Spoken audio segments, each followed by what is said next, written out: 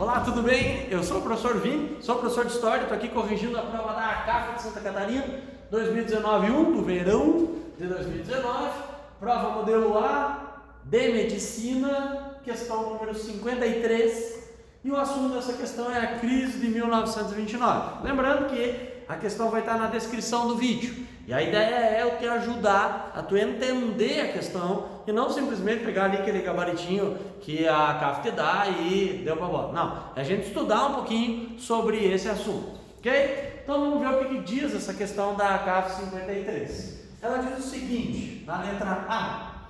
Primeiro, ela tem um detalhezinho muito comum na prova da CAF. O que é o detalhezinho muito comum? Exceto. Ou seja, nós vamos ter que achar qual é a incorreta dessas alternativas aí abaixo. Então, quase 90 anos já se passaram da crise de 1929.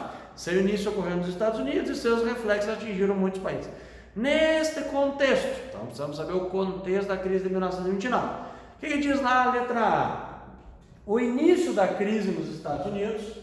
Então, está falando sobre o início da crise, ou seja, qual é a causa, Qual foi o grande problema que levou, que gerou a crise?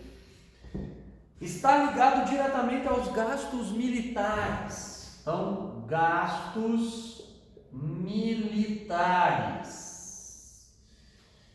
Após a participação na Primeira Guerra Mundial. Gastos militares levou à crise? Muito pelo contrário. Sabe por quê?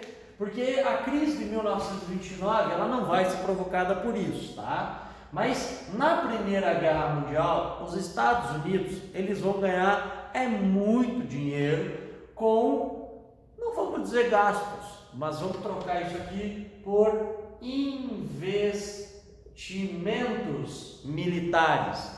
Os americanos e a indústria bélica americana se fortaleceu muito durante a Primeira Guerra Mundial.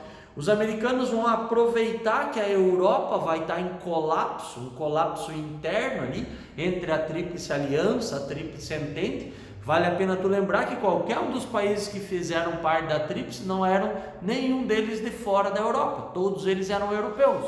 Então o que é que está acontecendo aqui? É que os Estados Unidos estão vendendo armas para eles, estão ganhando dinheiro com a guerra. E não é essa a causa da crise. Essa é a causa, inclusive, do crescimento dos anos 1920. A causa principal associada com a crise de 1929 é a ideia da superprodução. Ou seja, o problema aqui estava no liberalismo. O problema aqui estava no sistema econômico ao qual não tinha nenhum tipo de limite por conta do Estado. O Estado só vai passar a limitar a economia após 1929. Então aqui o problema é uma superprodução do setor industrial, sobretudo nos Estados Unidos, associado às teorias liberais que não colocavam nenhum tipo de limite diante da concorrência, da oferta, da procura, de monopólios, de oligopólios, de trúcios, de cartéis, ou seja, isso leva à crise de 1929. Portanto, a alternativa que está errada aqui é essa, mas vamos continuar vendo aí o que diz das outras para nós, para te entender também, para te entender sobre esse assunto da crise de 29. A diminuição das exportações gerou uma superprodução, produzindo-se mais do que os mercados consumiam, tendo como resultado desemprego e falência nas empresas. Exato. Agora vamos entender por que houve uma diminuição das exportações. A principal explicação para a diminuição dessas exportações é a recuperação do mercado europeu. Ou seja, a Europa ela vai se reabilitar após a guerra. Nos primeiros anos ela vai precisar consumir quase tudo vindo dos Estados Unidos e vindo de outros mercados.